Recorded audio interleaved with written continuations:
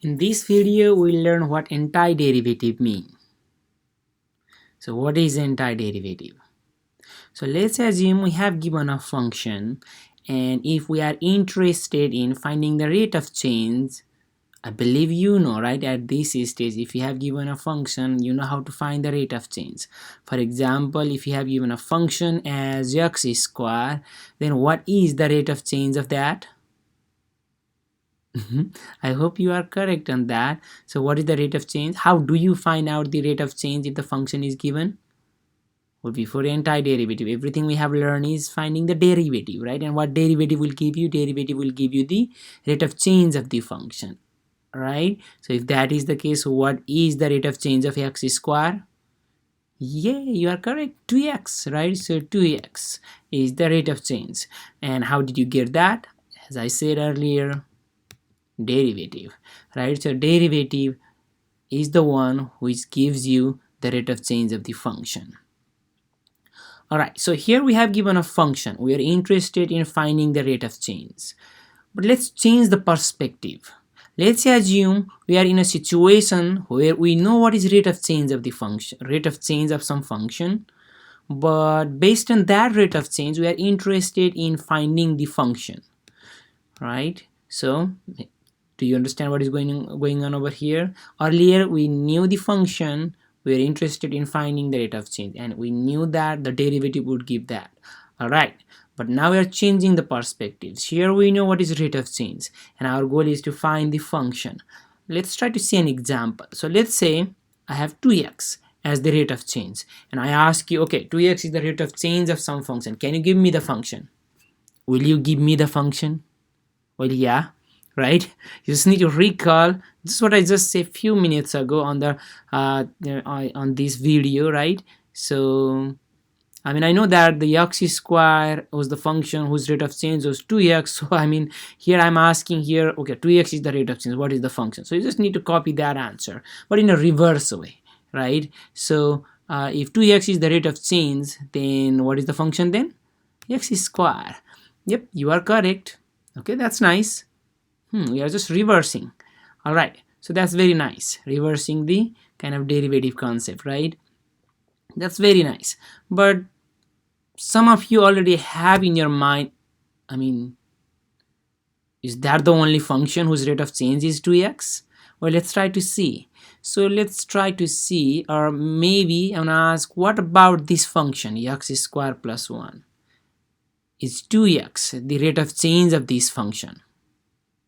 Well, yeah, if it is the derivative, that will give you the rate of change, right? When you find the derivative of x square plus 1, you will exactly get the 2x. So I mean, if 2x is the rate of change, then okay, yeah, x square could be the function, but it could be also x square plus 1. Wow, that's interesting. Then what about x square plus 2 then? Oh, come on. Yeah, I mean, it looks like that, right? So then it looks like actually x square is not the function whose rate of change is 2x. There are actually x square plus 1, x square plus 2. Can you think of some others? Well, some of you, I mean, you might be thinking, well, I can give infinitely many functions. Yes, you are correct. There are actually x square plus 3 or many, like any other constant, infinitely many constant. When you add with the x square, all of them will produce the same rate of change. That's fine. That's completely fine.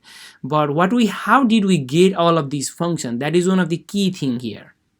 So from the rate of change, how did you get this? Well, you're thinking some type of functions whose derivative is 2x, right? So you're kind of actually reverse engineering, right? How you would find out the derivative, you're kind of thinking of what function whose derivative is this, right? So it's kind of all kind of reverse process of the differentiation. That's correct. So whatever process you have just done to figure out the function from the rate of change is said to be the antiderivative. Does that make sense?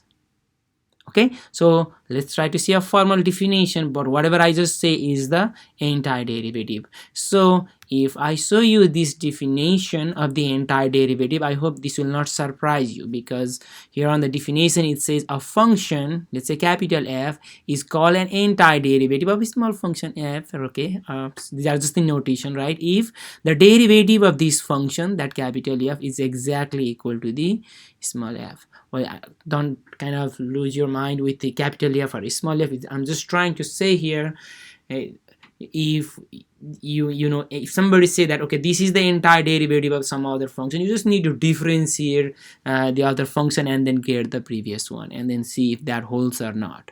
Okay, so that's why, if for example, if you are interested in finding the let's say antiderivative of 3x square, then what do you need to think? Well, you need to think of a function whose derivative is 3x square. I believe you know what is that one, right? So what is the function whose derivative is 3x square? X cube, right? Okay, yes, all right, so you are correct. So in that sense, then the entire derivative of 3x square is x cube. So we are just reversing, right? All right,